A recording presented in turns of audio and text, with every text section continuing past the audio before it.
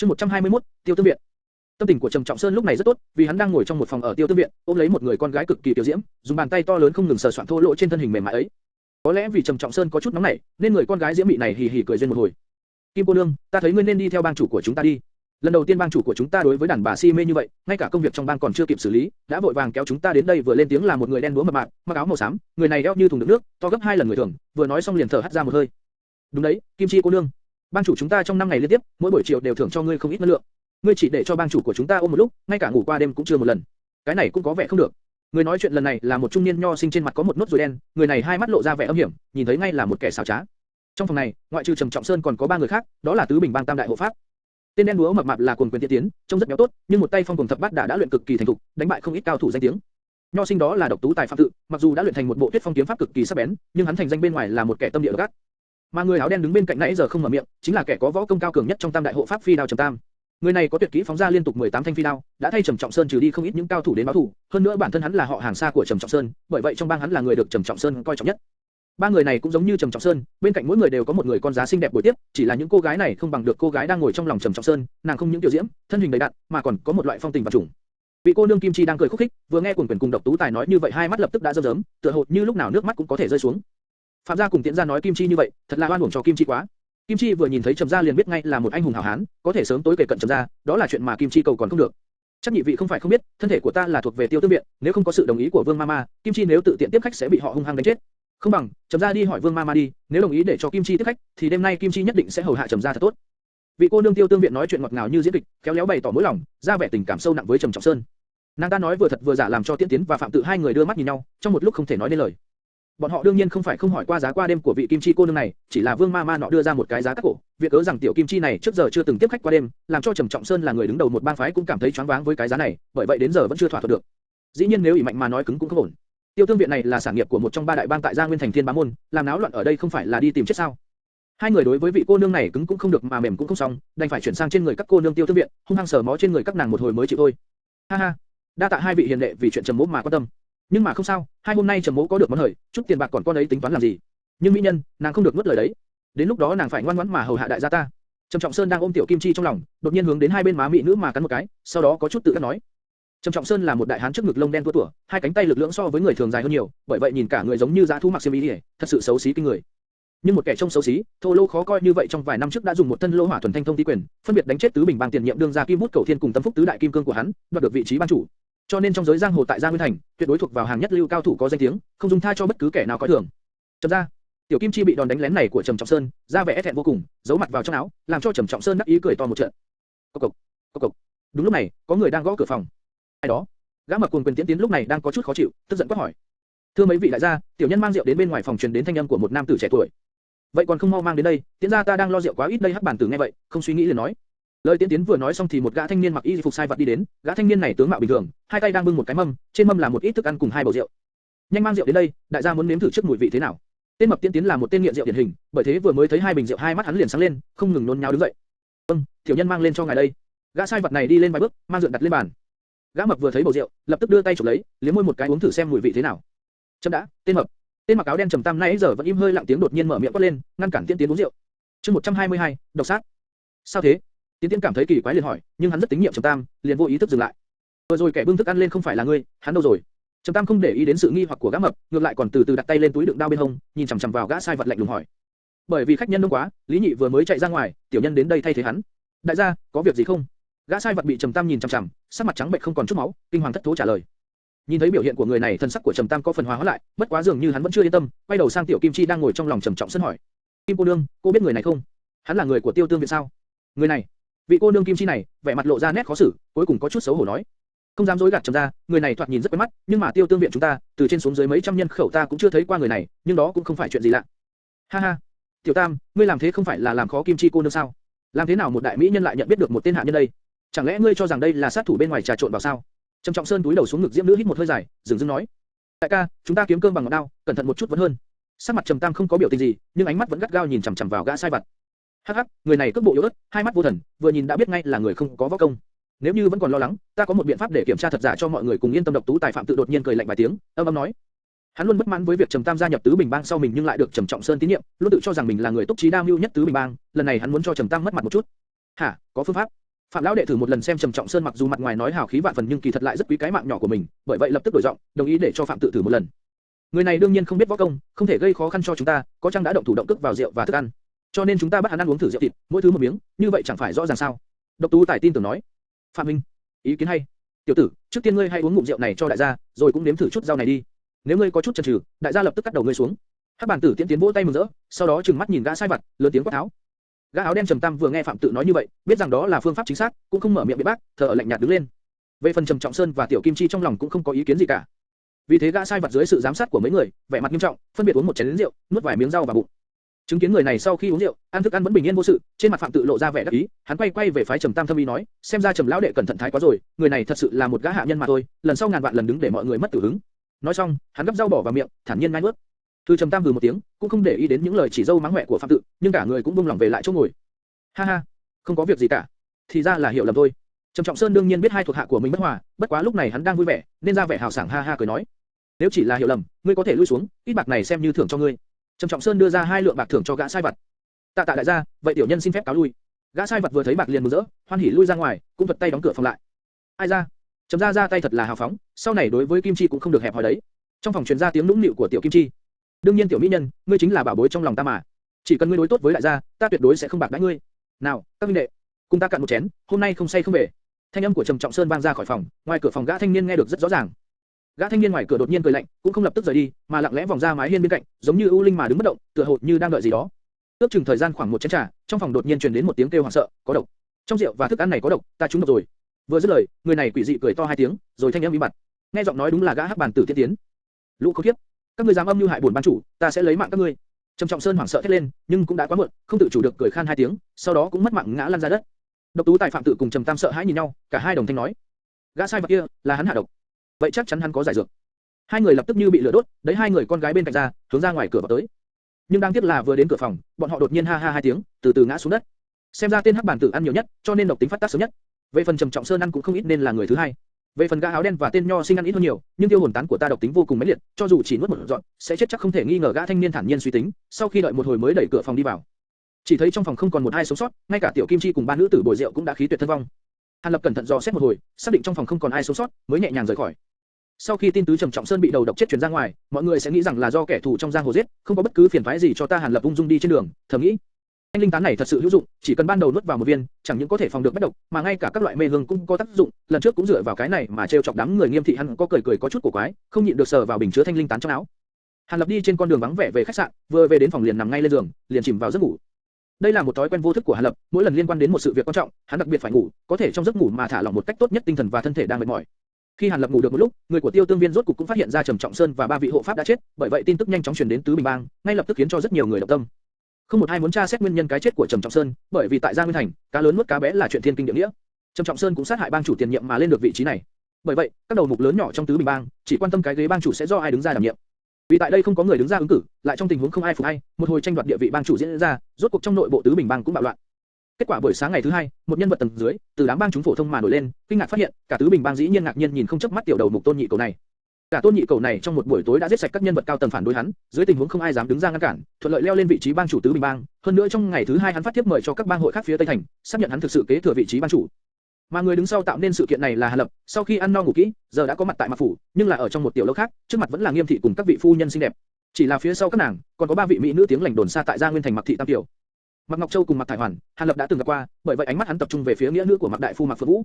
Mạc Phượng Vũ là một mỹ nữ mặc áo vàng có khuôn mặt trái xoan, nhìn qua khoảng 16-17 tuổi, cả người tú khí phi thường, làm cho Hàn Lập có cảm giác nàng rất xinh xắn đáng yêu. Lúc này Mạc Phượng Vũ bị Hàn Lập nhìn chằm chằm, có chút ngượng ngùng túi lầu xuống, lộ ra cái cổ thon thả trắng mướt nhắn nhụi, làm cho Hàn Lập không khỏi âm thầm nuốt nước bọt vài cái. Hàn công tử, không nên sau mê ngắm Phương Vũ nhà ta như thế chứ? Phượng Vũ nhà ta ra mặt rất mỏng. Chúng ta có tiếp tục chủ đề hôm qua không nào? Tam phu nhân cười hồ mị, óng nhẹo nói với Hàn Lập. Chương 123, giao dịch. Đề tài gì? Ta hỏi tới quyết định cuối cùng của các nàng. Rời nơi đây hay là ẩn cư?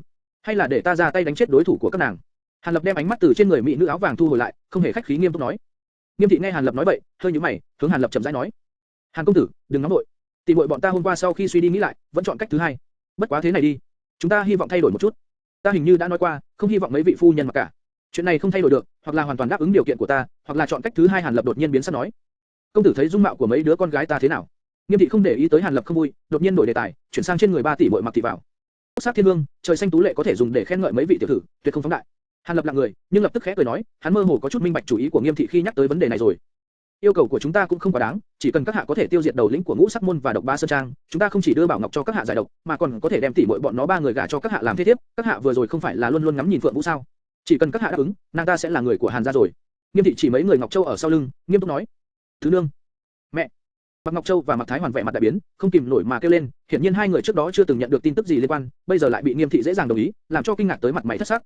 Mà Mạc Phượng Vũ ngoại trừ sắc mặt có chút tái nhợt ra thì vẫn còn có thể trấn tĩnh.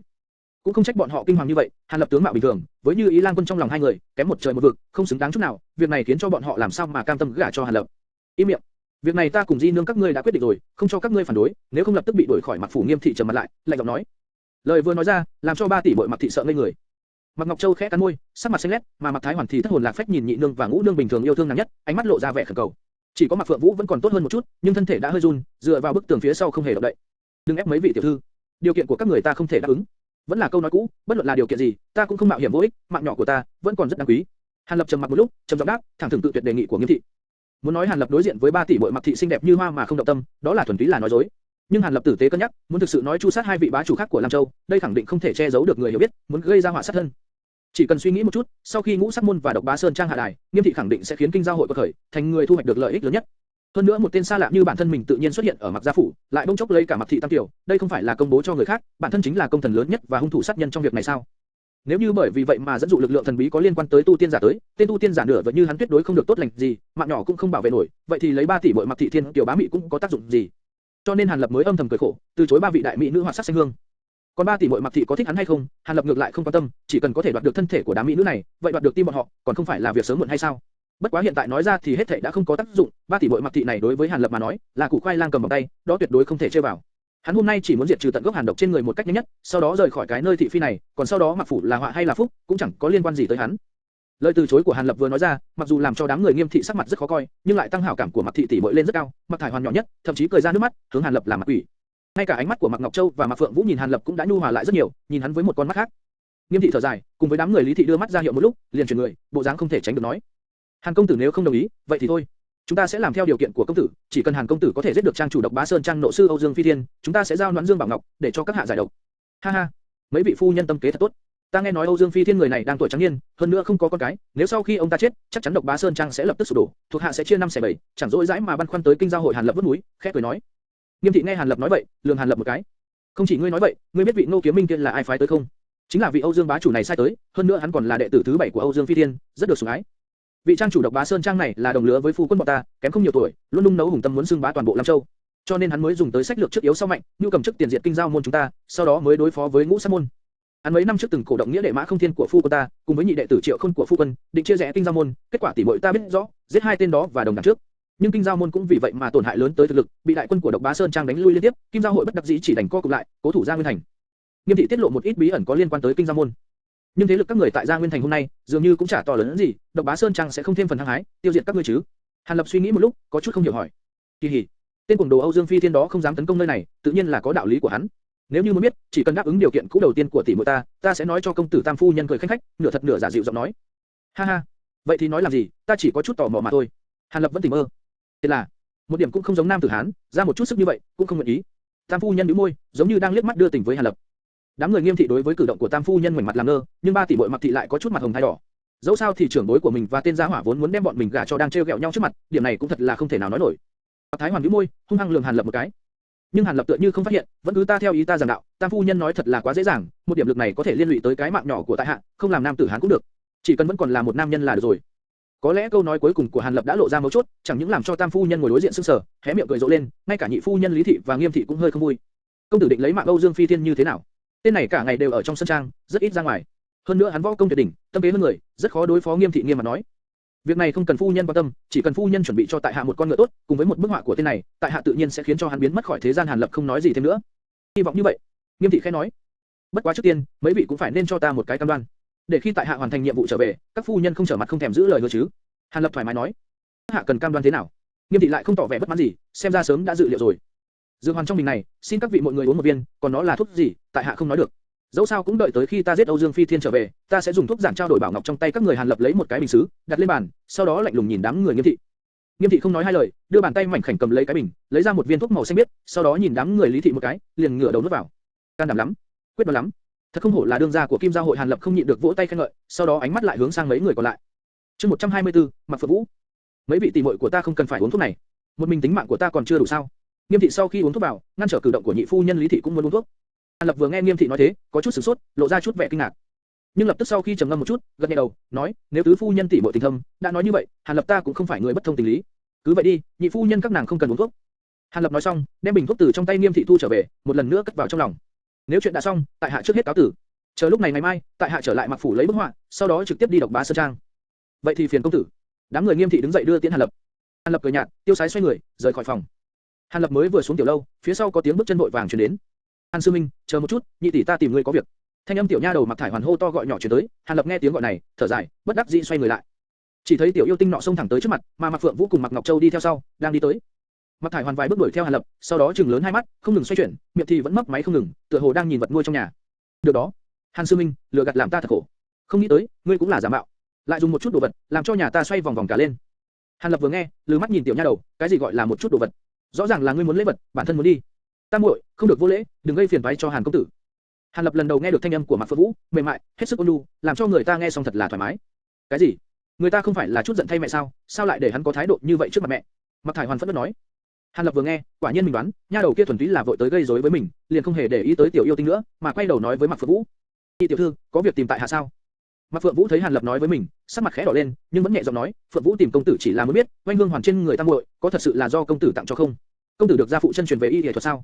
Hàn Lập mới gặp gỡ Mạc Phượng Vũ, đối với người này rất có hảo cảm, hôm nay gặp lại người ngọc nói ôn nhu ngượng ngùng như thế, trong lòng không khỏi đối với cô gái này sinh ra không ít tình cảm. Vì vậy rất hòa nhã, nói, "Nhị tiểu thư muốn biết chuyện này, Hàn mỗ tự nhiên biết sẽ trả lời. Oanh hương hoàn của Thải Hoàn cô nương, đích thật là tại hạ tặng. Tại hạ cũng đích xác từ Mạc sư học không ít y thuật cùng phương thuốc, oanh hương hoàn này là một trong số đó. Chẳng lẽ Phượng Vũ cô nương có hứng thú?" Hàn Lập từ khi nhìn thấy các thảo dược bên trong hậu viện Mạc phủ, đã biết nơi đây khẳng định có tồn tại một người học y thuật của Mạc đại phu. Hôm nay thấy Mạc Phượng Vũ hỏi như thế, trong lòng biết hơn phân nửa người ngọc trước mắt chính là người đó. Quả nhiên, Hàn Lập vừa thốt lên xong, cô gái nguyên đang cực kỳ trầm tĩnh, trong mắt toát ra sự vui mừng, nói: "Không dối gạt công tử, Phượng Vũ từ nhỏ đối với y đạo của gia phụ cảm thấy rất hứng thú, cũng đã đọc không ít y thư của gia phụ. Đáng tiếc chính là, khi gia phụ rời khỏi Mạc phủ, Phượng Vũ tuổi còn nhỏ, bởi vậy những gì học được thật sự là có hạn." Sau khi nói xong những lời này, Mạc Phượng Vũ có chút do dự, sau một hồi chủ trừ lại tiếp tục nói: "Cho nên Phượng Vũ có thỉnh cầu, mong rằng công tử có thể thành toàn. Các hạ có thể đem tâm đắc về y đạo của gia phụ cấp cho Phượng Vũ một phần, để cho Phượng Vũ có thể học thêm, nâng cao y thuật của bản thân." Sau khi nói xong, vị nhị tiểu thư Mạc phủ trên mặt có chút đỏ bừng, hiển nhiên đối với việc bản thân thỉnh cầu như thế, rất ngượng ngùng. Mà Hàn Lập sau khi nghe xong thỉnh cầu của người ngọc, ngay cả nghĩ cũng không nghĩ, lập tức đáp ứng. "Không thành vấn đề, ngày mai ta đến Mạc phủ, sẽ đem một ít di vật của Mạc sư cùng các phương thuốc mang đến cho nhị tiểu thư. Cái này nguyên lúc đầu là vật của Mạc phủ, ta vốn định giao cho tứ phu nhân, nếu nhị tiểu thư muốn, giao cho tiểu thư cũng giống nhau." Hàn Lập cười một cái, nói: "Ta tạ công tử thanh toàn." Phượng Vũ rất cảm kích. Mạc Phượng Vũ trên mặt có vẻ cảm kích. "Nhị tỷ, ta ơn hắn làm gì? Không nghe hắn nói sao? Vật này vốn là của chúng ta, hắn đưa cho người cũng là lẽ tất nhiên." Mạc Thải Hoàn ở một bên, nháy mắt một cái, đột nhiên ngắt lời nói. Hàn Lập nghe xong lời của tiểu nha đầu, đưa mắt nhìn, trong lòng nói, nếu không phải nhị tỷ ngươi, mỹ nữ ôn nhu động lòng người như vậy cầu ta, cái này đã rơi vào trong tay ta, còn có thể trả lại cho Mạc phủ. Nghĩ cũng đừng nghĩ. Tam muội đừng nói bậy, Hàn công tử có thể không chút do dự đem di vật của phụ thân giao lại cho chúng ta, đủ để nói rõ ràng công tử không có quan tâm đến. Có lẽ thấy Hàn Lập và Mạc Thải Hoàn muốn đối đầu, Mạc Phượng Vũ vội vàng la tiểu nha đầu một tiếng, sau đó kéo nàng, sau khi đối với Hàn Lập nhẹ nhàng thi lễ, cáo từ trở về. Mà từ đầu đến giờ, vị đại tiểu thư Mạc phủ Mạc Ngọc Châu vẫn không hề mở miệng nói một câu. Sau khi thấy hai tỷ muội Mạc Phượng Vũ rời đi, nhìn thoáng qua Hàn Lập, rồi đi theo. Vị Mạc đại tiểu thư này, liếc mắt nhìn mình như vậy có ý tứ gì đây? Cảm kích ta, ghét ta, hay là cả hai đều có? Hàn Lập bị một cái liếc mắt của Mạc Ngọc Châu trước khi rời đi, làm cho có chút suy nghĩ. Nhưng đó Hàn Lập nhún nhún vai, cũng không muốn nghĩ tới việc này, rời khỏi Mạc phủ. Khi Hàn Lập trở lại khách sạn, Tân Bang chủ tứ Bình Bang Tôn Nhị Cẩu cùng một tên khác đang đợi ở ngoài phòng Hàn Lập đã lâu, đương nhiên là có khúc hồn ở đó. Hàn Lập sau khi thấy Tôn Nhị Cẩu, gật đầu với hắn, đẩy ra cửa vào phòng, đám người Tôn Nhị Cẩu theo sát đi vào, sau đó cùng tên còn lại cung kính đứng ở hai bên. Hàn Lập sau khi ngồi xuống, mới cẩn thận đánh giá người xa lạ đi cùng với Tôn Nhị Cẩu, khoảng 30 tuổi, trắng hán trên mặt có thịt, có vẻ hung ác. Xem bộ dáng của ngươi hồng quang đầy mặt, vị trí bang chủ tứ Bình Bang này đã sẵn sàng ngồi lên rồi sao? Hàn Lập hướng về phía Tôn Nhị Cẩu thản nhiên nói. Ngồi lên rồi, ngồi lên rồi. Cái này cũng nhờ công tử ủng hộ, nếu không tiểu nhân làm sao có thể có ngày hôm nay? Tôn Nhị Cẩu mặt mày hớn hở vội vàng ứng tiếng nói. Ngươi biết là tốt rồi. Tứ Bình Bang chuyện lớn nhỏ, ta sẽ không nhúng tay vào, nhưng ngươi phải dùng lực lượng của Tứ Bình Bang, đem chuyện ta giao phó làm cho thỏa đáng, nếu không ta sẽ không để ý lại sẽ đổi một vị bang chủ khác. Hàn Lập lạnh lùng nói. Nghe nói thế, làm cho Tôn Nhị Cẩu đang có chút đắc ý, lập tức dùng mình một cái, thanh tỉnh rất nhiều. Tại hạ đối với chuyện của công tử, tuyệt đối toàn lực ứng phó, nếu cần phải liều cái mạng này, cũng sẽ hoàn thành. Tôn Nhị Cẩu cũng biết thể hiện ra bộ dáng trung tâm. Hàn Lập một cái, cũng không hề để ý tới Tôn Nhị Cẩu, mà là quay đầu nhìn về phía tên còn lại. Ngươi chính là người đã nghe được thần tiên nói chuyện với nhau? Hàn Lập có chút hứng thú hỏi. Đúng vậy, tiểu nhân Tịch Thiết Nhu, đích xác từng nghe được. Tráng hán cung kính đáp. Đừng xem người này lớn lên thô lỗ, nhưng cũng không ngu ngốc. Hắn rất rõ ràng, thanh niên trước mắt có vẻ không ra gì, mới là chỗ chống lưng cho Tôn Nhị Cẩu có được địa vị bang chủ như ngày hôm nay, bởi vậy cũng không dám chậm trễ chút nào. Hàn Lập rất hài lòng, chỉ cần là người thông minh, vậy vấn đề cũng dễ dàng hơn nhiều. Ngươi đem chuyện ngày ấy nhìn thấy nam nữ thần tiên, kể lại từ đầu tới đuôi cho ta một lần, nếu như làm cho ta hài lòng, ta cho ngươi làm phó của Tôn Nhị Cẩu, trở thành phó bang chủ tứ bình bang. Hàn Lập biết rõ, chỉ có trọng thưởng mới có thể làm cho người ta làm việc cho mình tích cực, bởi vậy không chút khách khí hứa. Tịch Thiết Nhu nghe vậy quả nhiên mừng rỡ, kích động vội vàng tỏ vẻ hiểu rõ, nhất định làm cho Hàn Lập hài lòng. Tôn Nhị Cẩu ở một bên nghe đến đó, trong lòng đã có chút không vui, nhưng trên mặt cũng không dám có chút biểu lộ. Vì vậy, sau khi Tịch Thiết Nhu hơi chút tỉnh táo lại, đem chuyện ngày ấy gặp được người tu tiên, danh mạch kể ra một lần. Tịch Thiết Nhu kể lại lần này, cùng với lời kể của Tôn Nhị Cẩu, có rất nhiều chỗ không giống, nhưng đại ý cả quá trình cũng giống nhau, không có gì khác biệt nhiều. Nam nữ thần tiên nọ, có nhắc tới địa danh hoặc là thời gian nào không? Hàn Lập sau khi nghe đối phương kể lại xong, liền hỏi ra vấn đề mà hắn quan tâm nhất. Chương 125, an bài. Thời gian, địa điểm. Tịch Thiết Nhu nghe vậy sửng sốt, tựa hồ như không có ấn tượng gì, nhưng nhìn thấy Hàn Lập trước mặt mình trịnh trọng như thế, biết rằng đây có thể là mấu chốt để mình lập công, liền túi đầu cố gắng nhớ lại. Khoảng nửa khắc sau, nhớ rồi. Tịch Thiết Nhu đột nhiên ngẩng đầu la lớn, sắc mặt hết sức vui mừng. Ta nhớ nữ thần tiên đó có nói qua, trước khi tham gia đại hội thần tiên, sẽ đi cùng với nam thần tiên đến một địa phương gọi là Thái Nam Cốc, tựa hồ nơi đó cũng có những vị thần tiên khác. Thái Nam Cốc. Hàn Lập khẽ nhẩm lại hai lần, không có chút ấn tượng nào trong đầu, xem ra trước giờ gã chưa từng nghe qua về địa phương đó. Hàn Lập đưa ánh mắt về phía Tôn Nhị Cẩu, nếu như ở đây có địa danh đó, vị địa đầu xà này chắc phải biết qua. Giang Nguyên Thành không có địa phương như vậy. Nếu thật sự có sơn cốc đó, ta nhất định biết rõ. Tôn Nhị Cẩu nhíu mày, đầu lắc trái lắc phải không ngừng. Không nhớ nhầm chứ?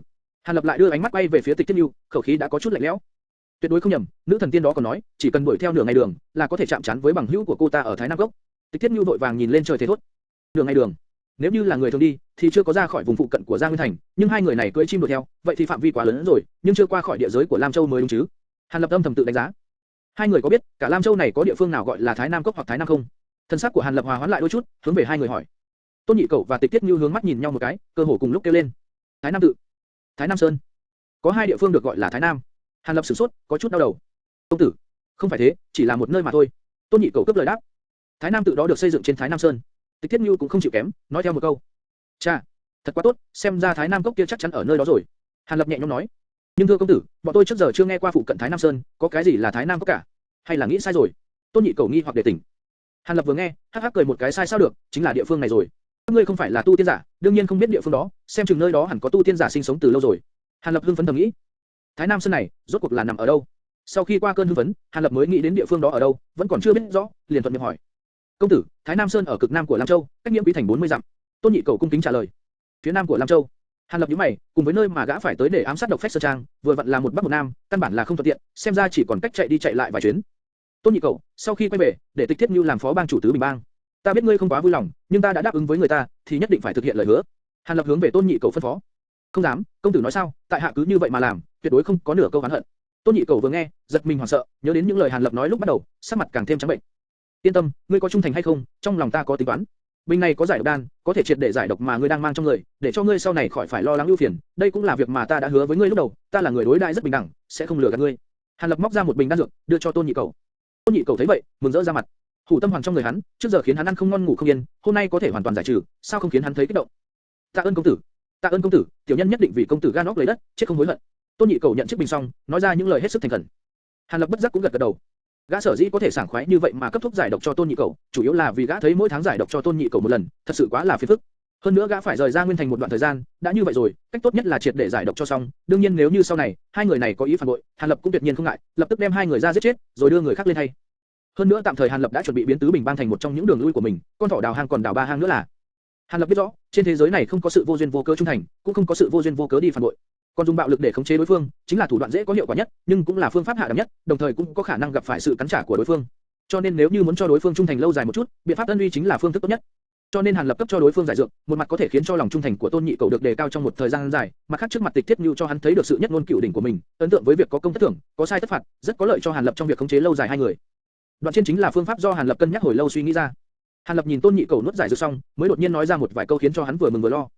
Sau này ta để Khúc Hồn ở chỗ các ngươi một thời gian dài, nhưng tuyệt đối không cho ngươi dùng hắn vào việc gây chuyện thị phi, nên biết Khúc Hồn tuy rất lợi hại, nhưng kỳ nhân dị sĩ trên đời còn nhiều hơn, nói không chừng ngược lại đem đến họa sát thân cho ngươi. Ngươi phải nhớ cho kỹ. Hàn Lập trầm giọng nói. Vâng, tiểu nhân đã nhớ kỹ rồi, tuyệt đối sẽ an bài thỏa đáng cho Khúc Hồn đại nhân, công tử gia cứ yên tâm. Tôn Nhị Cẩu như gà con mổ thóc, gật đầu liên tục không ngừng. Không phải là đã không cần Khúc Hồn cạnh mình để bảo vệ, mà bộ dáng của hắn quá thu hút sự chú ý của người khác, không thuận tiện cho việc đi xa của mình, lại phải gửi Khúc Hồn lại cho mấy người này thay gã chăm sóc. Hàn Lập thở dài, âm thầm cúi đầu, có chút không nỡ rời bỏ. Hai người cũng tự bảo trọng, lùi xuống a. Gần đây cũng không cần phải tới gặp ta, ta muốn đi xa một đoạn thời gian, không biết khi nào mới quay lại. Hàn Lập khe khẽ vẫy tay, bảo hai người ra ngoài. Tôn Nhị Cẩu và Tịch Thiết Nhu nghe xong mấy lời, cung kính tối lui, trong phòng chỉ còn lại một mình Hàn Lập, đang trầm tư gì đó. Thái Nam cốc này, rốt cuộc tu tiên giả như thế nào? Ta tìm được rồi, có gặp gì không ổn không? Có tao ngộ phải nguy hiểm gì không? Hàn Lập ngơ ngẩn thầm nghĩ, gã lúc này không khỏi thần du thiên ngoại, tiến nhập vào cảnh giới vong ngã. Nhật nguyệt như thoi đưa, thời gian trôi nhanh, chớp mắt đã qua 2 tháng, trong Gia Nguyên Thành lúc này không thể tìm thấy Hàn Lập, hơn nữa sau này trải qua vô vàn tuyết nguyệt, cũng không thấy xuất hiện bóng dáng của Hàn Lập. Chương 126, Thái Nam Sơn, Thái Nam Cốc, thiếu niên. Yêm Quý Thành nằm ở cực nam của Lam Châu, thành không quá lớn, chỉ có vài chục vạn nhân khẩu, chỉ bằng 1/5 của đệ nhất đại thành Gia Nguyên Thành, nhưng nơi này ba mặt là núi, một mặt dựa vào hồ, môi trường ưu mỹ, ngược lại chính là nơi những người giàu có lúc hưu nhàn lui về nghỉ, lại thêm nơi này sản sinh ra vài loại hoa quả đặc sản hiếm thấy, mà nơi khác không thể nhìn thấy, cho nên tiểu thành cũng hơi có chút danh khí. Thái Nam Sơn nằm cách phía tây Nghiễm Quý Thành không xa, cả ngọn núi cao hơn 3000 mét, quanh năm bị sơn vụ bao phủ, là ngọn núi cao thứ tư ở Lam Châu. Trên đỉnh ngọn núi còn xây một ngôi chùa miếu không lớn Thái Nam tự, do xem bói bốc que ở đây vô cùng linh nghiệm, cho nên hàng năm có không ít đại quan quý nhân không ngại gian khổ đến đây dâng hương cầu nguyện, quyên tặng rất nhiều tiền bạc, khiến cho hương hỏa nơi đây không bao giờ đứt đoạn, thanh danh ngày càng vang xa. Còn lúc này, trong khu rừng ở dưới chân núi của Thái Nam Sơn, một người đang ngồi dưới một tán một cây đại thụ cực rậm rạp, hai tay đang cầm một vật thể có ánh sáng đỏ rực, áp sát vào đan điền đang không ngừng sôi sục. Đột nhiên thân thể của người này run lên, bực tức hừ lên một tiếng, tiếp đó ánh sáng của vật thể trong tay lại giảm, lộ ra diện mục nguyên bản của nó, là một khối thanh sắc mỹ ngọc thượng hạng. Khối ngọc đó không những tinh thuần vô cùng, hơn nữa ở sâu bên trong còn mơ hồ chảy ra vài tia hồng quang, khiến cho người nhìn thấy liền biết ngay khối ngọc đó cực kỳ giá trị, không phải là vật thường. Người này chậm rãi cầm viên khối ngọc từ vùng bụng của mình lên, sau đó ngẩng đầu nhìn trời, lộ ra khuôn mặt trông rất bình thường của một thanh niên nam tử, người đó chính là Hàn Lập, đã biến mất ở Gia Nguyên Thành. Hàn Lập cúi đầu, ngắm nhìn vật ở trong tay, khuôn mặt không khỏi lộ ra vẻ vui mừng. Từ lúc đoạt được Đoán Dương Bảo Ngọc đến nay, trên đường đi gã không ngừng giải trừ hàn độc trong người, kết quả là sau hơn nửa tháng, mai tới ngày hôm nay mới hoàn toàn giải trừ sạch sẽ, thực sự không dễ dàng chút nào cả. Hơn nữa trong lúc giải độc, cảm giác đau ngứa đến tận xương thủy, càng làm cho Hàn Lập chịu nhiều đau khổ, lúc này nhớ lại trong lòng vẫn còn sợ hãi. Nhưng Đoán Dương Bảo Ngọc này đúng là dị bảo, nó có thể tự dung nạp linh khí của mình, khiến cho việc giải độc tăng lên nửa phần, dễ dàng đi rất nhiều. Nếu không có phát hiện này, gã sợ rằng phải 10 ngày nữa mới hoàn toàn giải trừ hàn độc trong người. Nghĩ tới đây, Hàn Lập đem khối bảo ngọc bỏ vào trong một cái mộc hạp mang theo bên cạnh, sau đó đem nó giấu kỹ vào trong người. Xong xuôi, Hàn Lập đứng lên, hoạt động chân tay đang có chút cứng ngắc, hồi tưởng lại kinh nghiệm của mình trong 2 tháng vừa qua. Ngày đó, Hàn Lập an bài tốt tất cả mọi việc xong, tới ngày thứ 2 liền tới Mạc Phủ, từ Nghiêm thị mà biết được tình báo về Độc Phách Sơn Trang và Âu Dương Phi Thiên, sau đó cưới một con bảo mã do Mạc Phủ cung cấp, đi đường không kể ngày đêm, cuối cùng trong vào 10 ngày đã tới được Độc Phách Sơn Trang. Trải qua mấy ngày không ngừng do hỏi và tiêm nhập, Hàn Lập đã tìm được một cơ hội Âu Dương Phi Thiên một mình ngắm trăng, liền thừa dịp hắn không phòng bị, xuất ra kiếm phủ chém đứt đầu, đoạt lấy tính mạng của hắn. Cả quá trình đều thuận lợi và dễ dàng, một chút khó khăn cũng không có, cơ hội khiến Hàn Lập nghi ngờ người bị giết là kẻ khác hóa trang. Sau đó kiểm nghiệm mấy chỗ vết thương và thai ký trên người Âu Dương Phi Thiên, mới khẳng định rằng mình không giết nhầm. Lúc đó Hàn Lập mới cảm khái đưa suy nghĩ của mình nhớ lại Gia Nguyên Thành. Lúc về tới Mạc Phủ, giao thủ cấp của Âu Dương Phi Thiên cho Nghiêm thị kiểm nghiệm xong, Hàn Lập mới từ miệng của Nghiêm thị được biết, Âu Dương Phi Thiên khổ luyện ngạnh công đứng đầu trong giang hồ phách vương giáp, toàn thân sớm đã đau thương bất nhập, ngay cả thần binh lợi khí chém sắt như chém bùn, cũng khó mà đả thương được, nên không ngờ rằng cuối cùng lại bị Hàn Lập trong nháy mắt cắt mất thủ cấp. Lúc này Hàn Lập mới rõ, Âu Dương Phi Thiên quá nửa là coi kiếm phủ của mình giống như ám khí thông thường, cho nên không tránh, mình mới dễ dàng đắc thủ như vậy. Những chuyện còn lại thì đơn giản rồi, Nghiêm thị xác nhận thủ cấp xong, ngay lập tức lấy bảo ngọc ra, cùng Hàn Lập trao đổi giải dược. Hàn Lập lấy được bảo ngọc, cự tuyệt sự lưu giữ nhiệt tình của Nghiêm thị, không còn lòng dạ nào cùng người của Mạc Phủ chén thù chén tạc, lập tức rời khỏi Gia Nguyên Thành, nhắm hướng Thái Nam Sơn mà tiến. Trên đường đi, Hàn Lập vừa giải độc vừa nghĩ cách làm sao có thể quen biết và kết giao với tu tiên giả ở Thái Nam Sơn. Do không biết đối phương là tà hay chính, Hàn Lập cũng không dự định mạo hiểm tìm đến tận cửa, vạn nhất tu tiên giả ở bên trong đều là tà ma ngoại đạo, gã tự động dâng đến cửa, lại còn không bị biến thành đĩa thức ăn nuốt cho một cái mới là lạ. Vì vậy, lúc mới đến Thái Nam Sơn, Hàn Lập liền bắt đầu tìm người trong mấy thôn ở vùng phụ cận nghe ngóng ít việc ly kỳ cổ quái ở Thái Nam Sơn, kết quả thực khiến gã nghe ra được nhiều điều. Nghe người dân trong thôn nói, phía bắc Thái Nam Sơn có một sườn núi được coi là cực kỳ thần bí, sườn núi đó quanh năm bị mây mù nồng đậm bao phủ, có giơ tay cũng không nhìn thấy năm ngón. Theo lý thuyết, Thái Nam Sơn có mây mù là việc hết sức bình thường, nhưng nồng đậm như vậy, 4 mùa quanh năm đều có mây mù bao phủ, quả có chút bất thường. Bởi vậy những thôn dân có chút đảm lượng, từng mạo hiểm tiến vào mấy lần. Nhưng kỳ quái là, mỗi lần có người tiến vào, đều bất chi bất giác lạc phương hướng, một lúc sau lại bất chi bất giác đi ra khỏi đám mây mù, quay về điểm xuất phát ban đầu, khiến mọi người kinh ngạc không thôi. Do sườn núi cổ quái như vậy, sau khi ra vào đều không việc gì, vì vậy càng nhiều thân dân không biết mệnh mỏi xông vào trong, với ý nghĩ muốn giải khai sự việc lạ lùng này. Nhưng tựa hồ các hành động của thôn dân đã chọc giận đám mê vụ trên sườn núi, cũng không biết từ bao giờ, tất cả những thôn dân đi vào trong đều không thể như trước có thể quay ra ngoài ngay lập tức, mà bị giam ở trong 2 hay 3 ngày, đến khi đói đến mất hết sức lực, mới có thể thoát ra ngoài đám mê vụ. Cứ như vậy, không còn ai dám xông lên sườn núi kỳ quái đó. Đến cuối cùng, thôn dân cũng coi đó là việc bình thường, người mặt làm ngơ. Hàn Lập biết những việc này xong, trong lòng đại hỉ. Biết rằng sườn núi kỳ quái này, quá nửa chính là nơi mình cần tìm, hơn nữa chỗ đó cho dù không phải là Thái Nam Cốc, cũng chắc chắn là nơi ở của tu tiên giả nào đó. Làm Hàn Lập cao hứng nhất là, xem ra từ miệng của thôn dân kể lại, tính tình chủ nhân nơi đó tịnh không quá ác độc, tất nhiên sẽ không là dạng người vừa gặp liền xuống tay hạ sát, điều này chứng tỏ cũng có khả năng có dư địa. Cho dù như thế, Hàn Lập vẫn không có dự định cứ vậy mà lên bái phỏng, mà cứ ẩn ở trong rừng cây, chuẩn bị đem ẩn hoạn trong người khu trừ sạch sẽ, đạt tới trạng thái tốt nhất mới đăng môn bái phỏng, vạn nhất có chuyện gì xảy ra, bản thân cũng nắm chắc vài phần cơ hội đào tẩu. Hàn Lập nghĩ tới đây, định bụng đến nhà mấy thôn dân, xin một bữa cơm, nghỉ ngơi một đêm, ngày mai sẽ chính thức đi bái phỏng sườn núi quái dị kia. Vì vậy Hàn Lập đi ra khỏi rừng, nhằm hướng tiểu thôn ở gần đó mà đi. Vừa vào tới đầu thôn, Hàn Lập liền nhìn thấy một vị thiếu niên chừng 15-16 tuổi, thân mặc bạch y, đang đứng ở đầu thôn cùng mấy vị thôn dân hoa chân múa tay nói điều gì đó. Hàn Lập nao nao, lúc này ở đây xuất hiện ngoại nhân, có nhiều khả năng không phải người bình thường, liền tự nhiên dùng thiên nhãn thuật dò xét đối phương một cái. Vừa nhìn một lúc, trong lòng Hàn Lập liền cuồng hỉ, quả nhiên trên than của Bạch Y thiếu niên có bao phủ linh quang nhàn nhạt, độ sang chỉ kém bản thân gã một chút mà thôi, thiếu niên này cũng là một tu tiên giả. Thiếu niên ở phía kia, tựa hồ như cũng cảm giác được có người đang nhìn gã, hắn quay người nhìn về phía Hàn Lập, vừa nhìn Hàn Lập một cái, mặt hắn cũng lộ ra hỉ sắc, như một làn khói vội vàng chạy đến. Vị huynh đài này cũng tới Thái Nam Cốc phải không? Tại Hạ Khô Nhai Sơn Vạn Gia Vạn Tiểu Sơn đã gặp qua huynh đài rồi, chúng ta cùng nhau đi bãi phòng được không? Thiếu niên thở hổn hển, không đợi cho hơi thở của mình ổn định, đã cấp bách hướng về Hàn Lập nói. Lúc này Hàn Lập đã nhìn rõ tướng mạo của thiếu niên, đối phương mi thanh mục tú, da thịt trắng mềm, đúng là bộ dáng của một thế gia công tử. Đương nhiên có thể, bất quá ngươi có biết Thái Nam Cốc ở đâu không? Hàn Lập nghe lời thỉnh cầu của đối phương xong, thanh sắc bất động nói. Hắc hắc, ta chỉ nghe người trong nhà nói, Thái Nam Cốc ở phía bắc Thái Nam Sơn, cửa vào quanh năm bị mê vụ khóa chặt, cụ thể ở đâu thì ta không biết, hỏi mấy vị thôn dân đó, Thái Nam Cốc ở đâu? Bọn họ cũng không biết. Nhưng huynh đài chắc chắn là biết phải không? Thiếu niên ngượng ngùng vò vào đầu, cuối cùng lại dung ánh mắt chờ đợi nhìn Hàn Lập. Tiểu huynh đệ là lần đầu tiên ra khỏi nhà phải không? Hàn Lập nghe đối phương nói, cố nén buồn cười trong lòng, mỉm cười hỏi. Đại ca nhìn ra rồi, tại hạ đúng là lần đầu đi xa nhà như vậy. Thiếu niên có chút thẹn thùng, gật đầu. Tốt thôi, đi cùng ta nào. Ta dẫn ngươi đi. Hàn Lập vốn không 10 phần dám chắc, sườn núi cổ quái đó là Thái Nam Cốc mà mình muốn tìm, nhưng hiện tại nghe thiếu niên này nói, đã đủ 10 phần chắc chắn. Tốt rồi, như vậy có thể một lần được mở rộng kiến văn rồi. Thiếu niên vừa nghe những lời của Hàn Lập, không nhịn được sự hưng phấn, hoan hô ầm lên. Hàn Lập thấy thiếu niên như vậy, nhẹ nhàng mỉm cười, bản thân cũng may mắn có thể lấy được chút tin tức tình báo từ miệng đối phương, đối với tu tiên giả cũng có thêm chút hiểu biết. Ngươi muốn đi Thái Nam Cốc để mở rộng kiến văn về cái gì? Hàn Lập chậm rãi dẫn thiếu niên đi về phía sườn núi quái dị kia, địa phương đó sớm đã bị gã âm thầm thám sát mấy lần, gã đã cực kỳ nhớ đường đi. Cái đó thì rất nhiều, vừa muốn xem pháp thuật, bi pháp của các gia tộc và lưu phái khác, vừa muốn cùng với những người khác trao đổi những món đồ mà mình thích. Thiếu niên tiện miệng nói. Nga. Hàn Lập khẽ hô ứng lời, nhưng trong lòng lại nổi lên mối nghi ngờ, tại sao nghe khẩu khí của đối phương, Thái Nam Cốc chính là nơi tụ tập của tu tiên giả, lẽ nào vẫn còn đại sự nào đó chưa diễn ra? Hàn Lập có chút lo lắng bất an. Chương 127, linh căn chi thuyết. Cứ như vậy, hai người vừa đi vừa tán gẫu, kỳ thực nói là tán gẫu, nhưng mà phải nói là Hàn Lập hỏi, thiếu niên thì trả lời mới đúng.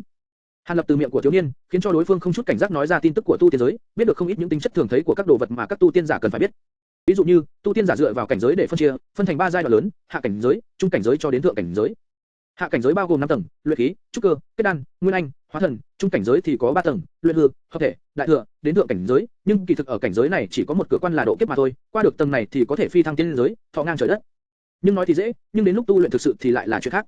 Không cần nói để thăng tam đại cảnh giới, chỉ cần nói về cảnh giới cơ bản nhất hạ cảnh giới, luyện đến tầng cao nhất hóa thần, dựa vào thiếu niên đó nói, toàn bộ Việt quốc cũng chưa có nổi một người. Còn đang dừng lại ở thời kỳ nguyên anh, cũng là ít trong ít, mà cũng là mấy lao quái vật có phúc duyên thâm hậu mà thôi. Theo như thiếu niên nói, thọ mệnh của tu tiên giả cùng với cảnh giới tu luyện có sự tương quan. Mỗi khi để thăng một cảnh giới, đều đại biểu thọ mệnh của ngươi tăng trưởng thêm một lần. Phàm nhân ở thế tục có thể sống đến hơn trăm tuổi, là sự trường thọ hiếm thấy. Nhưng tu tiên giả thành công ở giai đoạn trúc cơ, thọ đến hơn 200 tuổi, đó là việc hết sức bình thường. Nếu như có người may mắn kết thành kim đan, sống tới 400-500 tuổi, là việc có thể làm được. Giả dụ có kỳ tích phát sinh, khiến ngươi đi vào con đường nghịch tiên, ngưng thành nguyên anh, vậy thì cần chúc mừng ngươi rồi, cho dù muốn sống đến 1000 tuổi, đó cũng không phải là việc không thể được. Lúc Bạch Y thiếu niên nói tới đó, không ngừng chép miệng, đối với mấy lao quái vật sống 800, 1000 tuổi rất là hâm mộ, đây đúng là việc sống thọ gấp 10 lần so với người bình thường a. Hàn Lập nghe đến trợn mắt há hốc miệng, gã mặc dù đã thầm đoán được, thọ mệnh của tu tiên giả khẳng định dài lâu hơn so với người thường một chút, nhưng cũng không nghĩ đến là cách xa nhau đến vậy.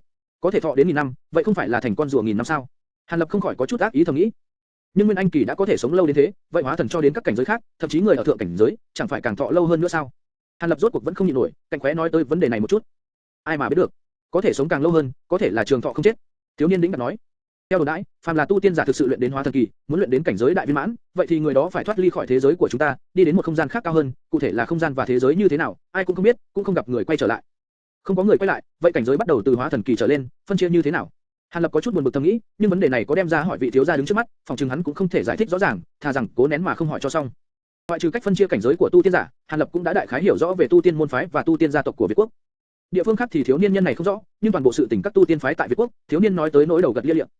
Từ miệng hắn, Hàn Lập được biết, tại Việt quốc, tổng cộng có 7 môn phái tu tiên lớn nhỏ, phân thành Hiểm Nguyệt Tông, Hoàng Phong Cốc, Linh Thú Sơn, Thanh Hư môn, Hóa Đao Ổ, Thiên Quyết Bảo, Cự Kiếm môn. Trong các môn phái đó thực lực của Hiểm Nguyệt Tông là mạnh nhất, Linh Thú Sơn xếp ngay sau, các môn phái còn lại thực lực không xa nhau lắm. Nếu như nói các tu tiên môn phái này như đại thụ chống trời chống đỡ cho toàn bộ Việt quốc tu tiên cảnh, vậy tu chân gia tộc cho dù là to hay là nhỏ, đều vòng vo bám quanh thân bọn họ một cách rối rắm lộn xộn, nhờ cậy sự giúp đỡ của bọn họ mới có thể sinh tồn tại tu tiên cảnh. Theo như thiếu niên này thần bí nói, chỉ cần là tu tiên gia tộc hơi có chút tiếng tăm, tổ tiên đều là đệ tử của các môn phái, bọn họ là huyết mạch của đám đệ tử đó. Sở dĩ đến được như ngày nay, điểm này cần phải nói đến, tất cả tu tiên giả đều cùng chung có linh căn. Linh căn là cái gì? Đại bộ phận tu tiên giả đều không rõ ràng lắm, nhưng bọn họ đều biết, một người nếu như không có linh căn, vậy muốn tu tiên cũng không thể được, bởi vì ngươi căn bản là không cách nào cảm ứng được linh khí, càng không cần nói đến việc tu luyện được pháp lực. Nhưng người sinh ra đã có linh căn, ở trong đám người bình thường thực sự là có ít, thậm chí có thể nói vạn người có một, đến vạn người mới có một. Nhưng cả khi như thế, có linh căn rồi, có thể bước đi trên con đường tu tiên, vẫn là chiếm một phần rất rất nhỏ, tuyệt đại bộ phận đều là bình bình thường thường mà đi qua hết một đời. Cho nên người có linh căn, thực sự là rất khó tìm ra, bọn họ phân bố quá tàn mát, khiến cho hy vọng thu đệ tử của tu tiên môn phái, thực sự là rất đau đầu. Hơn nữa, tịnh không phải chỉ cần linh căn, còn cần phù hợp với yêu cầu của tu tiên môn phái, bởi vì các linh căn là không giống nhau, cũng có sự khác biệt. Bình thường mà nói, linh căn chia thành ngũ hành kim, mộc, thủy, hỏa, thổ. Linh căn của đại bộ phận con người đều là 4 hoặc 5 loại thuộc tính hỗn tạp. Đám người này tuy cũng có thể cảm nhận được thiên địa linh khí, nhưng hiệu quả tu luyện có thể nói là thảm không thể chịu được. Trên cơ bản chỉ có thể đem ngũ hành cơ bản công pháp của giai đoạn luyện khí luyện đến tầng thứ 3, thứ 4, tiếp theo đó thì nửa bước cũng có tiến, thông thường cả một đời đều vô vọng vượt qua trúc cơ kỳ. Cho nên có 5 loại thậm chí 4 loại thuộc tính của linh căn đều bị tu tiên giới gọi là ngụy linh căn, để biểu thị sự khác biệt với loại chỉ có 2, 3 loại thuộc tính, khi tu luyện mới có hiệu quả nhanh chóng chân linh căn. Về phần linh căn chỉ có một loại thuộc tính đơn nhất, thường được tu tiên giới gọi là thiên căn, ý nghĩa là sủng nhi của ông trời. Bởi vì có loại linh căn này, bất luận là người có thuộc tính nào, tốc độ tu luyện của hắn đều gấp 2 gấp 3 lần so với người bình thường. Hơn nữa khi tu luyện đến giai đoạn đỉnh phong của trúc cơ kỳ, không cần đối mặt với bình cảnh mà người ở trúc cơ kỳ phải gặp, có thể dễ dàng bắt đầu kết đan. Nếu như nói tốc độ tu luyện nhanh kinh người, khiến cho các tu tiên giả khác hâm mộ dị thường, vậy thì người có thiên căn không cần bình cảnh đã có thể kết đan, khiến tu tiên giả khác ghen ghét đến hộc máu. Nên biết, nếu như nói trong 10 luyện khí kỳ tu tiên giả, chỉ có một người có thể dựa vào trúc cơ đan để tiến nhập vào trúc cơ kỳ, nhưng 100 người ở trúc cơ kỳ, không nhất định có một người có thể kết đan thành công, tiến nhập vào kết đan kỳ. Tỷ lệ kết đan cách xa nhau như vậy, sao không khiến cho tu tiên giả khác đỏ mắt ghen ghét người có thiên căn? Bởi vậy mỗi khi xuất hiện người có thiên căn, thường bị các tu tiên môn phái điên cuồng tranh đoạt, dù sao nó cũng tương đương với việc tự dưng môn phái sẽ có được một đại cao thủ kết đan kỳ, có thể làm tăng thực lực của bản môn lên rất nhiều. Nhưng giống như thiên căn, sự xuất hiện của nghịch tiên linh căn này, tỷ lệ cơ hồ có ít, trên cơ bản phải mỗi vài trăm năm tu tiên môn phái mới có thể phát hiện ra một người. Nhưng thật ra còn một loại khác tuy không phải là thiên căn, nhưng cũng không thuộc ngũ hành linh căn biến dị linh căn, tỷ lệ xuất hiện lớn hơn một chút, mỗi 30 năm liền xuất hiện một người. Cái gọi là biến dị linh căn, chỉ việc 2 loại hoặc 3 loại ngũ hành thuộc tính cùng hỗn loạn một chỗ với nhau, bị dị biến và thăng hoa. Giống như kim linh căn và thủy linh căn dị biến sản sinh ra lôi linh căn, thổ linh căn và thủy linh căn dị biến sinh ra băng linh căn, đương nhiên vẫn còn các loại linh căn biến dị khác như ám linh căn. Tu tiên giả biến dị linh căn, mặc dù không có thiên phú thoát khỏi bình cảnh của trúc cơ kỳ, nhưng tốc độ tu luyện của hắn cũng không kém là bao nhiêu so với người có thiên căn. Hơn nữa nếu như có thể tìm thấy công pháp thích hợp với thuộc tính, đám người này quá nửa đều là những cao thủ không thể coi thường, thường có thể chọi lại 3, 4 tu tiên giả phổ thông đồng cấp. Cho nên người có biến dị linh căn cũng được các đại tu tiên môn phái cực kỳ hoan nghênh. Nhưng lúc trước, đừng nói là kỳ tài có thiên căn và biến dị linh căn, tu tiên môn phái tìm kiếm không dễ dàng gì, mà ngay cả người có chân linh căn, các môn phái cũng khó mà tìm được. Bởi vì người trong các tu tiên môn phái đều không thể đem tiểu hài tử trong mỗi hộ gia đình ở thế tục ra để thử nghiệm một phen. Nên biết trong 1 vạn người mới có khả năng có một người sinh ra có linh căn, hơn nữa trong 6 người có linh căn, chỉ có thể tìm ra một người có chân linh căn. Vì vậy, dưới điều kiện tìm kiếm hà khắc như thế, trong lịch sử tu tiên giới đã từng xuất hiện qua, có một vài tiểu môn phái phải thêm cả chó mèo vào mới có đủ vài người, thiếu chút nữa thì cả môn phái đã bị đoạn tuyệt mất truyền thừa. Đối diện với tình huống xấu hổ như vậy, vài người có lòng hảo tâm đã khổ tâm nghiên cứu cuối cùng đã phát hiện, linh căn cực kỳ dễ dàng xuất hiện trên người kế thừa có huyết mạch tương đồng. Ví dụ như, 2 người nam nữ nếu một người có linh căn, vậy thì hài tử do họ sinh ra, thường có 1/4 cơ hội cũng có linh căn. Đương nhiên là, nếu như phụ mẫu đều là người có linh căn, vậy tỷ lệ xuất hiện linh căn ở người đời sau càng lớn hơn, thậm chí tất cả những người con sinh ra đều có linh căn cũng không phải là việc ngạc nhiên. Phát hiện ra chuyện này, khiến mấy người hảo tâm kia rất là kích động. Dưới sự thôi động của bọn họ, đương thời không ít thanh niên đệ tử của các môn phái đều bị sư môn trưởng bối thúc giục, thành ra lập thất tại thế tục, đợi đến khi bọn họ có con cái, mới quay lại sư môn tiếp tục tu luyện. Cứ như vậy, cứ khi vài tu tiên môn phái lại thiếu đệ tử, bọn họ liền trực tiếp từ gia quyến của môn hộ đệ tử tuyển chọn hài tử có linh căn, cứ vậy tỷ lệ có chân linh căn ngày một tăng thêm. Kể từ đó, vấn đề thiếu đệ tử của các tu tiên môn phái coi như hoàn toàn giải quyết xong. Mặc dù tỷ lệ sinh ra con cái có linh căn của người bình thường vẫn thấp như lúc ban đầu, nhưng có thể nói rằng người có linh căn ngày càng nhiều, xuất thân của một số người có truyền thừa linh căn huyết mạch, linh căn đệ tử đều không nghèo. Đợi trải qua một thời gian dài, từ từ khai hoa kết trái, hình thành nên tu chân gia tộc như ngày nay. Đám tu chân gia tộc này có lẽ không có công pháp cao cấp, nhưng pháp quyết hơi thiếu một chút thì ngược lại không hề thiếu, dần ra trở thành ngoại vi môn hộ của các tu tiên môn phái, cũng có chút độc lập nhất định. Cho nên nói, đằng sau mỗi một tu chân gia tộc thường có một tu tiên môn phái chống lưng cho, không dễ bị người khác coi rẻ. Bạch Y thiếu niên này đã rất lâu trước mặt người khác nói đến thống khoái như vậy. Cái cảm giác được người khác tập trung hết tinh thần và chú ý để nghe tất cả những gì mình nói, khiến cho hắn rơi vào tình thế không nói thì không sướng, hảo cảm đối với Hàn Lập cũng tăng thêm không ít, liền không cần suy tư giả vờ đem một số sự tình của tu tiên giới ra kể hết, trước mặt Hàn Lập có bộ dáng hết sức khoe khoang. Hàn Lập tự nhiên cũng ở một bên lắng nghe rất cao hứng, thỉnh thoảng lại ngắt lời thêm vào vài câu, khiến cho thiếu niên kia càng vui sướng thêm. Nhưng đáng tiếc, cái sườn núi bị mê vụ bao phủ cả ngày, cách tiểu thôn Tịnh không xa, đại khái đi được vài thời thần, 2 người đã đến trước sườn núi. Đoạn đường ngắn như vậy, khiến cho Hàn Lập thật sự khó chịu, đối với sự tình của tu tiên giới gã nghe vẫn chưa thấy đủ, hận không thể quay đầu đi lại thêm một lần nữa. Nhưng gã đương nhiên biết đó là điều không thể, cho nên cũng chỉ còn cách chăm chú nhìn vào cái miệng thao thao bất tuyệt của thiếu niên, 2 con mắt phát quang như xuyên qua cả mê vụ. Chương 128, Thái Nam tiểu hội. Huynh đài là đệ tử gia tộc nào? Thiếu niên hưng phấn nhìn mê vụ trước mắt, tựa hồ nhớ ra điều gì đó, quay đầu hỏi một câu. Hàn Lập cùng thiếu niên vừa rồi nói chuyện thì cũng biết, tu tiên giới ngoại trừ các môn phái tu tiên và các gia tộc tu chân ra, còn có không ít tán tu tồn tại. Gọi là tán tu, đại bộ phận người trong đó đều không thuộc người của các gia tộc, chỉ là những người giống như Hàn Lập trong lúc vô ý có được công pháp tu tiên, chỉ là người bình thường tự học mà bước vào thế giới tu tiên, còn có một số nhỏ là truyền thừa của các môn phái nhỏ không có lai lịch. Tán tu này tu vi đều không cao, bình thường cũng chỉ có thể đạt tới luyện khí kỳ mà thôi, cho nên tán tu luôn luôn bị người của các gia tộc tu tiên không coi trọng, có chút ý xem thường, cũng giống như phú hộ ở thế gian coi thường những người nghèo khó. Tại hạ cũng không phải là người của gia tộc, mà là tự tu hành. Hàn Lập sau khi suy nghĩ một chút, thì quyết định nói thật. Dù sao giả mạo người của các gia tộc rất dễ bị vạch trần. Các hạ là tán tu. Thiếu niên có chút ngoài ý muốn, bất quá trên mặt cũng không có ánh mắt kỳ thị, ngược lại có chút vui mừng lẫn sợ hãi. Hắn kích động đi một vòng quanh Hàn Lập, giống như xem một vật nuôi mà đánh giá Hàn Lập. Tiểu huynh đệ không phải mới vừa nói, gia tộc tu tiên thì xem thường tán tu sao? Sao lại còn cao hứng như thế? Hàn Lập có chút kinh ngạc hỏi. Bọn họ là bọn họ, không nên đem bạn gia chúng ta mà nói như các gia tộc tu tiên khác. Người của gia tộc chúng ta luôn luôn có mối quan hệ tốt với tán tu. Thiếu niên bĩu môi, tiêu hãnh hồi đáp. Xem ra rất tự hào với gia tộc của mình. Tổ tiên của Vạn gia chúng ta, nguyên trước đây cũng là một tán tu, nhưng sau lại may mắn vào tu tiên phái, thành đệ tử chính thức của Cự Kiếm môn, sau này mới có được Vạn gia chúng ta. Cho nên Vạn gia chúng ta có tộc quy, tổ huấn không cho phép kỳ thị tán tu. Thiếu niên cười hì hì nói. Nhưng thật ra không chỉ Vạn gia chúng ta, còn có tổ tiên của một vài gia tộc khác cũng là tán tu, cho nên bọn họ đối với tán tu cũng không có ác cảm gì, chỉ là các gia tộc này chiếm số lượng quá ít trong số các gia tộc tu tiên, cho nên mới có chuyện các gia tộc tu tiên kỳ thị tán tu. Thiếu niên lắc đầu hào não nói. Như vậy, xem ra ta cũng khá may mắn, lần đầu tiên đi đã gặp ngay tiểu huynh đệ người nhà Vạn gia. Hàn Lập sau khi nghe hiểu rõ lời đối phương nói, đang tính sau khi nói ra thân phận tán tu, thì đối với thiếu niên sẽ tăng cường tâm tư đề phòng, cũng phai nhạt đi không ít. Bất quá huynh này, người dọc đường hỏi nhiều về chuyện của tu tiên giới như vậy, chẳng lẽ cũng là người mới vừa xuất sơn? Thiếu niên con ngươi vừa chuyển, không biết thế nào đột nhiên sáng lên, có chút chợt hiểu ra mà nói. Hàn Lập vừa nghe, trên mặt mỉm cười, lấy tay vô vô trên vai thiếu niên, có ý xin lỗi nói, tại hạ không có chủ tâm giấu giếm tiểu huynh đệ, chỉ là mới vừa vào tu tiên giới không lâu, không khỏi có chút băn khoăn. Không sao, ta không ngại. Bất quá vị đại ca này, nói tên của người cho ta biết đi.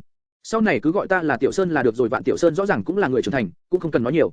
Ha ha, tại hạ là Hàn Lập, đích thực là mới vừa tiếp xúc tu tiên giới không lâu, mong rằng Tiểu Sơn huynh đệ chiếu cố nhiều một chút.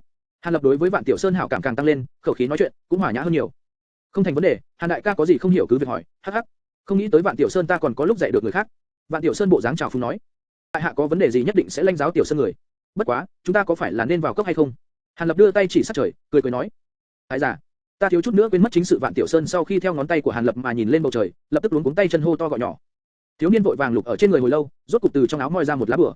Hắn cầm trong tay hoa lên vài cái, trong miệng lẩm bẩm niệm vài câu, sau đó đem lá bùa ném vào không trung, biến thành một đạo hỏa quang chạy vọt vào màn sương mù, biến mất không thấy nữa. Hàn đại ca chờ một chút, trương thông âm phủ của ta trong chốc lát sẽ truyền vào trong cốc, người trong cốc sẽ tự mở trận pháp cho chúng ta vào. Thiếu niên thấy Hàn Lập nhìn về phía phương hướng hỏa quang biến mất có chút xuất thần, liền giải thích nói. Hàn Lập gật đầu, tỏ vẻ hiểu được. Hàn đại ca lần này đến Thái Nam cốc, nói vậy trên người đem theo không ít vật phẩm để trao đổi chứ? Có thể nói cho tiểu đệ nghe một chút. Đừng ngại, để tiểu đệ nói ra đồ của mình trước. Ta đem theo một cái sơ cấp không bạch phù chỉ cấp thấp, sơ cấp ẩn thân phù cấp thấp, độ địa phù mỗi thứ 2 cái, một tờ sơ cấp liên châu lôi phù cấp trung, một tờ sơ cấp băng đạn phù cấp thấp, thiết tinh một khối, sơ cấp chu sa một bình, một tròm dâu của yêu thú tam bi miêu, thảo dược. Vạn Tiểu Sơn căn bản không chú ý tới vẻ mặt ngây ra của Hàn Lập, cứ đếm ngón tay mà liệt kê ra các món đồ vật. Được rồi, còn Hàn đại ca nói đi. Ồ, sắc mặt của đại ca sao lại trắng như vậy? Người. Thiếu niên trợn mắt nhìn, có chút khó hiểu mà nhìn Hàn Lập. Chẳng lẽ tới Thái Nam cốc nhất định phải chuẩn bị đồ vật sao? Hàn Lập sắc mặt rất khó coi. Cái này cũng không phải là quy định. Vạn Tiểu Sơn trả lời rất dứt khoát. Vừa nghe lời này, Hàn Lập nhất thời sắc mặt tốt hơn rất nhiều. Bất quá nếu lúc này đến Thái Nam cốc, khẳng định là tới tham gia Thái Nam tiểu hội, ai lại không mang theo đồ vật? Đây chính là sự kiện 5 năm một lần, là thịnh hội chuyên để cho bọn tiểu bối tại Lam Châu chúng ta giao dịch mua bán với nhau. Đặc biệt là Thăng Tiên đại hội lần này, một tháng sau sẽ mở tại Lam Châu chúng ta, cho nên người ta càng thuận tiện tham gia Thái Nam tiểu hội đông hơn nhiều.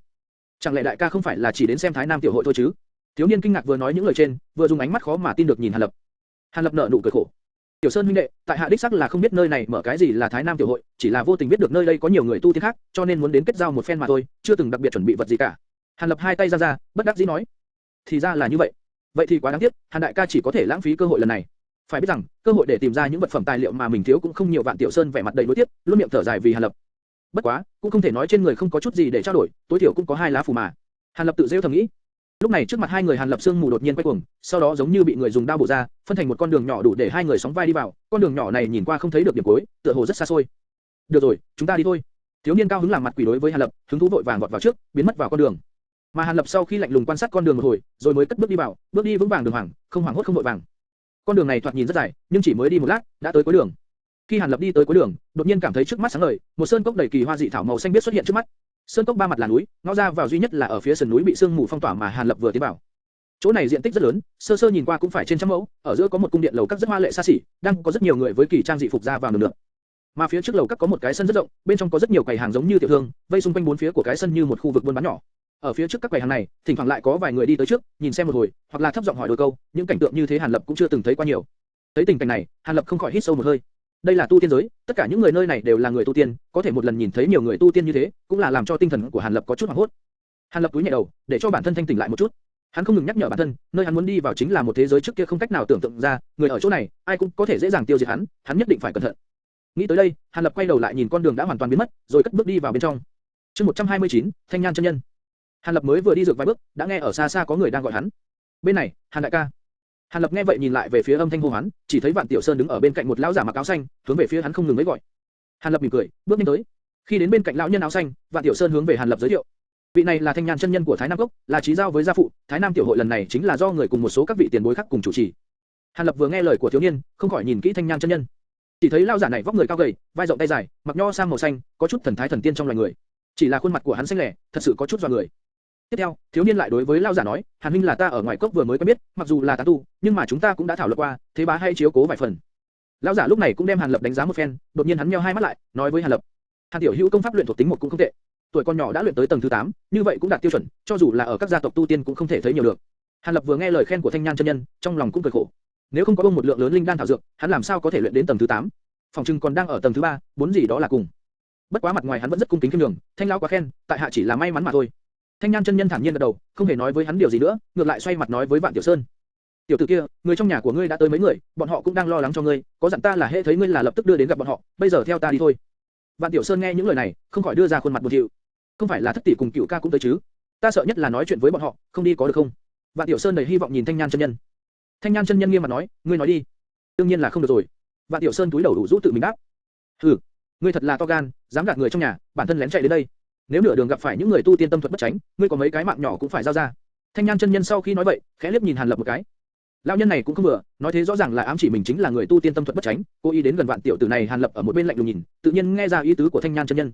Hai, khó mà tìm được một vị tiểu thiếu gia hết lòng như vậy, xem ra phải tạm thời chia tay. Nếu không Thanh Nhan chân nhân này tùy tiện chụp cho một cái mũ, mình cũng khó mà đổi được. Hàn Lập bất đắc dĩ thầm nghĩ. Nếu Vạn huynh đệ phải đi gặp người nhà, vậy tại hạ trước hết đi xem một vòng trước, sau này có cơ hội lại cùng Tiểu Sơn huynh đệ uống rượu chuyện. Cho Hàn Lập liền ôm quyền, hướng tới Vạn Tiểu Sơn cùng Thanh Nhan chân nhân nói: Thái giả, đừng đi nhanh vậy chứ, ta còn muốn đưa ngươi đi giới thiệu cho. Hàn tiểu hữu bản thân còn có chuyện quan trọng phải xử lý, ngươi cũng đừng làm cho người ta thêm rối loạn. Vạn Tiểu Sơn thấy Hàn Lập phải đi, vội vàng muốn nói cái gì đó, lại bị Thanh Nhan chân nhân kéo lại, đem những lời đó trả lại. Hàn Lập thấy vậy, hướng về phía Vạn Tiểu Sơn cười sáng lạn một cái, rồi xoay người tiếp tục hướng về phía cái sân rộng mà đi tới. Mà thiếu niên, giống như tù nhân bị áp giải, gương mặt khổ sở, đi theo sau Thanh Nhan chân nhân, từ từ hướng về phía lầu các mà đi tới. Hàn Lập bị Thanh Nhan chân nhân đối đãi như thế, cũng không có gì tức giận. Dù sao bất cứ một người trưởng bối nào, nhìn thấy bên cạnh con cháu trong nhà xuất hiện một bằng hữu lai lịch không rõ, đều sẽ dùng ánh mắt hoài nghi xem trước đã. Huống chi nhà của Vạn Tiểu Sơn cũng là một đại gia tộc tu tiên. Bất quá, Hàn Lập bản thân đối với Vạn Tiểu Sơn cũng không có gì ác ý, chỉ là thuần túy muốn từ miệng người này hiểu rõ thêm một ít chuyện trong tu tiên giới mà thôi, nhưng không ngờ lại bị Thanh Nhan chân nhân lại xem như một gã lừa đảo, đang tìm người để hành sự. Hàn Lập nghĩ như vậy, bản thân lại dần dần tới gần cái sân rộng đầy những quầy hàng nhỏ. Các quầy hàng của người tu tiên nằm trong cái sân rộng, có bố trí một con đường nhỏ hình chữ hồi để ra vào. Mà những người lựa chọn giao dịch vật phẩm đều đang tụm hai tụm ba tại các quầy hàng ở khu đất trống mà lui tới, cũng có khí tức sinh ý buôn bán như ở thế tục vậy. Lúc này sắc trời đã có chút tối tăm, ngoài sân rộng lại sáng hẳn lên, đại bộ phận các quầy hàng phía trước đều có một cái đèn thật lớn, ngọn đèn này là được làm từ đồng mà chế thành, toàn thân cổ kính, cao chừng 1 thước.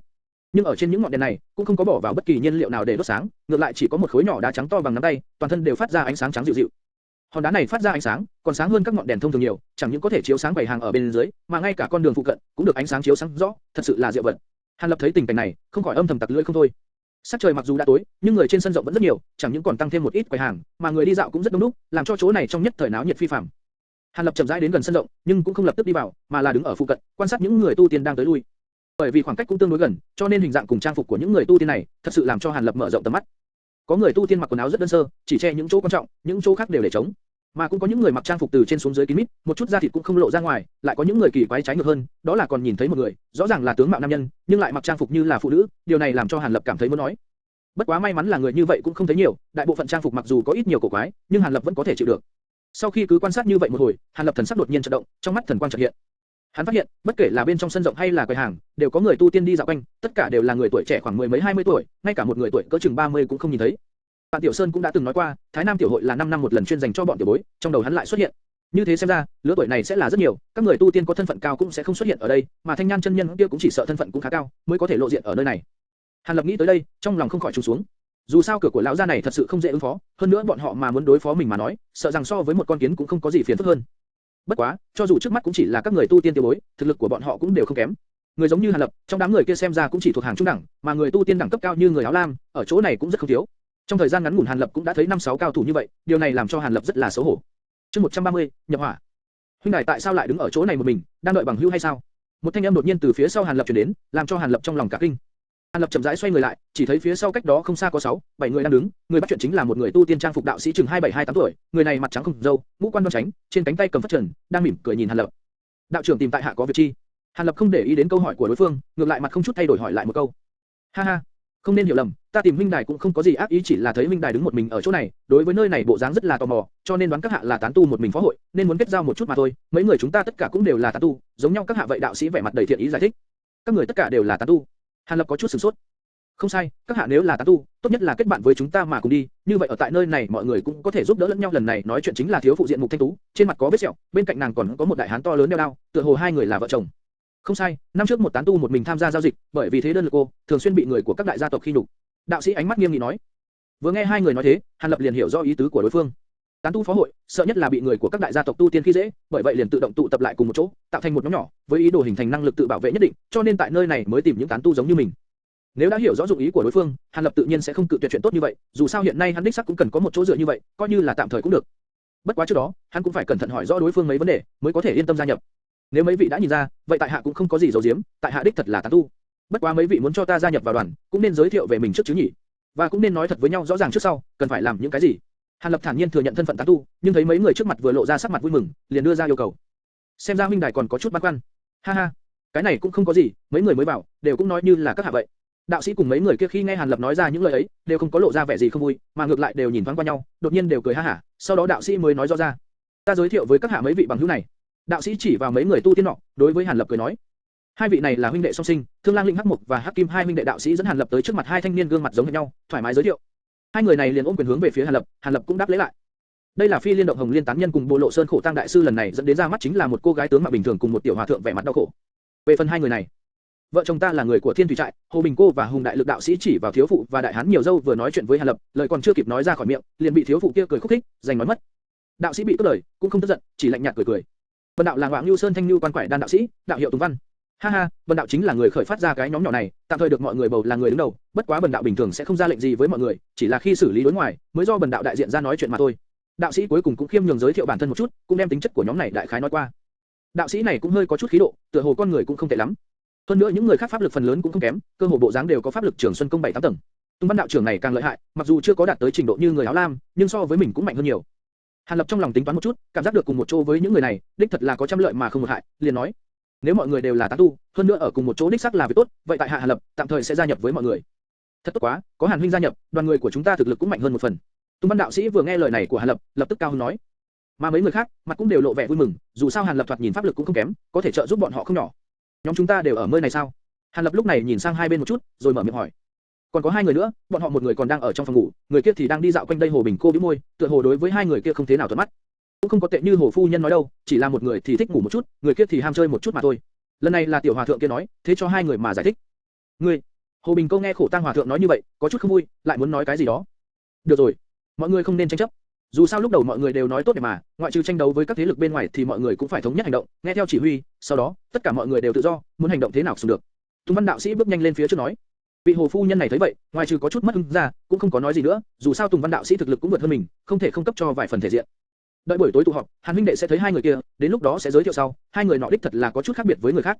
Đạo sĩ bộ dáng không thể tránh được, tựa hồ đối với hai người nọ có chút đau đầu. Hàn Lập thấy vậy, mặc dù trong lòng rất hiếu kỳ, nhưng cũng không tiện hỏi lại.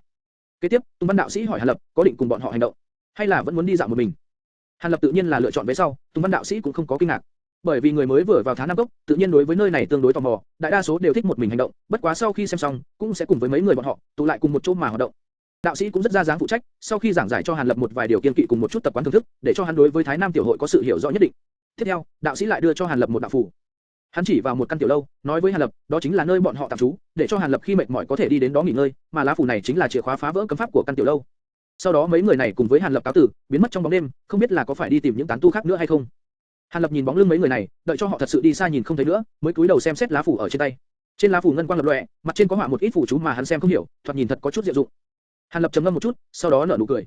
Hắn đem lá bùa gấp lại, bỏ vào trong áo, tiếp theo hướng về phía Tùng Văn đạo sĩ biến mất mà nhìn thoáng qua, sau đó không chút do dự xoay người đi đến sân rộng. Sau khi vào sân rộng, Hàn Lập liền hòa vào những người tu tiên khác, một bên từ từ đi tới, một bên xem xét các vật phẩm được bày bán ở trên các quầy hàng. Theo lời của Tùng Văn đạo sĩ vừa rồi nói, những người tu tiên khi giao dịch, bình thường là dùng hai phương thức. Một là phương thức nguyên thủy lấy vật đổi vật, một số người tu tiên hy vọng dùng những vật mà mình không cần, đổi lấy vật phẩm mà mình cần, cho nên những người này thường thường cho dù liên tiếp bày ra vật phẩm, cũng không giao dịch thành công một lần nào, thì cũng là chuyện bình thường.